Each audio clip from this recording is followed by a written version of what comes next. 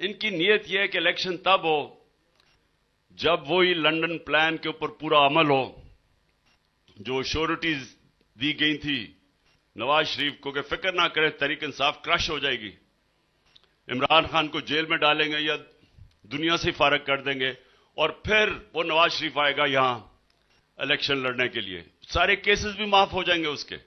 अभी भी इनके नून लीग के लोग कह रहे हैं जी उसके केसेस माफ कर दो। किस कानून के तहत? उसको सुप्रीम कोर्ट ने कन्विक्ट किया हुआ है।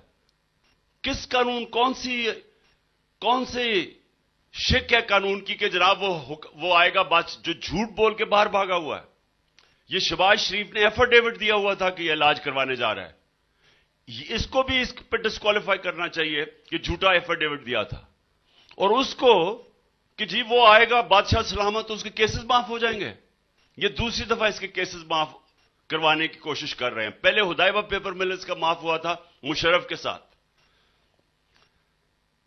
तो मैं ये तजवीज देता हूं कि अब जब इलेक्शन पे वापस अगर नवाज शरीफ आ जाए तो मुझे भी ईसीएल पे डाल देना और इसको भी ईसीएल पे डाल देना। इलेक्शन के बाद तक ईसीएल पे हमें रखे, जब तक नई गवर्नमेंट नहीं बनती उससे पहले भागने नहीं देना इनको, क्योंकि इनमें से ज्यादातर चूहों ने भागने की कोशिश करनी है, किश्ती से छलांग मारने की कोशिश करनी है। इनको खौफ इलेक्शन से और पाकिस्तान की अवाम से है।